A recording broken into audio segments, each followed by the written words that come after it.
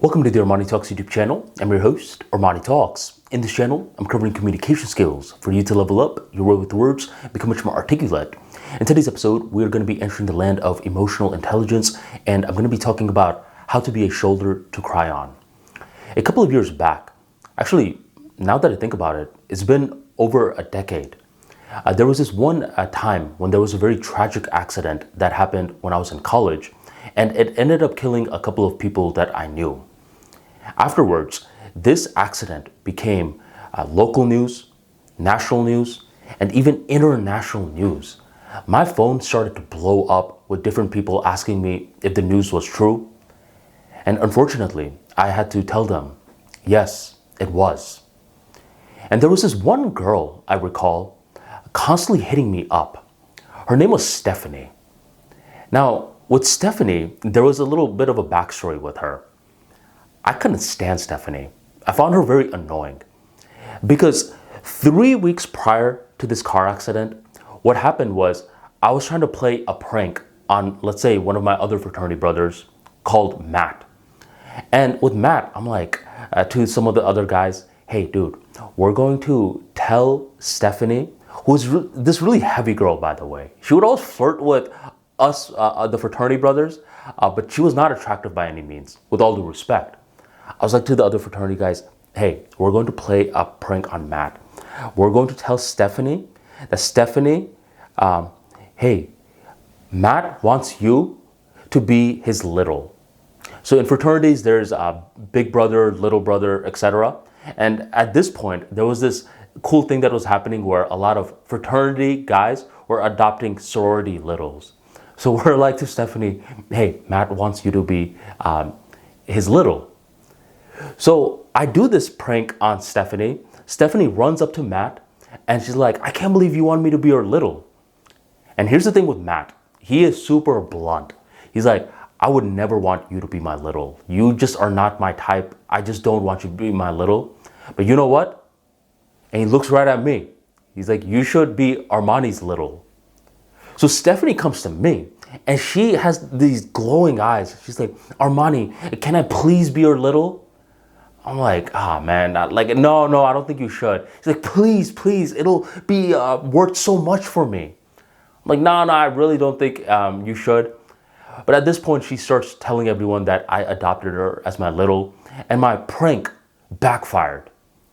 After that, I found Stephanie really annoying. She always would just message me, asking me if I needed something, always wanted to bring me food. I guess what she was trying to do was sweet, but I found it annoying because she was the byproduct of a failed prank that I tried to pull. Anyways, we're back to the car accident moment and Stephanie hits me up. She's like, oh my God, Big, are you okay? And I tell her that this is very shocking news and it's going to take me some time to process. Now for the next couple of weeks, what she would constantly do was check up on me every single day. Initially, I was somewhat annoyed, but then I started to build a soft spot for her. Even though I never actually cried to her or I never opened myself up to her, especially after a very shocking death like that, I appreciated her for checking up on me. My initial disdain for her turned into compassion, and I embraced her as my girl little.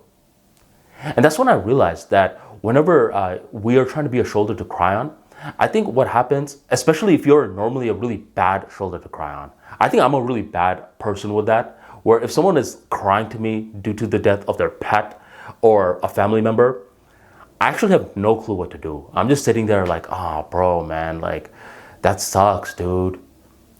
And initially, I actually thought that was bad. I'm like, man, how come you're not saying more? But that's the point. You're not supposed to say more. Because if you're saying too much, then you're not necessarily letting them get the emotions out there. What you need to do is, especially if you're a guy, in my opinion, is you just need to be there. You physically need to be there, and whatever they need from you, they need from you. But you don't necessarily need to talk a lot. I think a lot of guys, what happens is whenever they think they have to be a shoulder to cry on, they have to keep saying different stuff. But it's really not like that.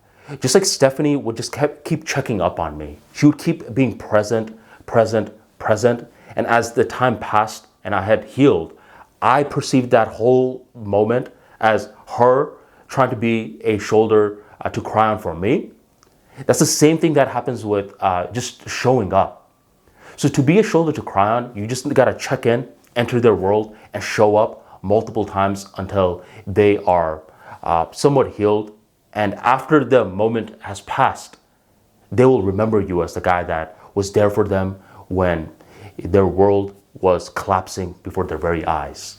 So if you enjoyed today's talk, go on and drop that like for me right on below. Hit that subscribe button, hit that bell notification, and never miss another video again. Thank you very much for joining me, and I will catch you next time.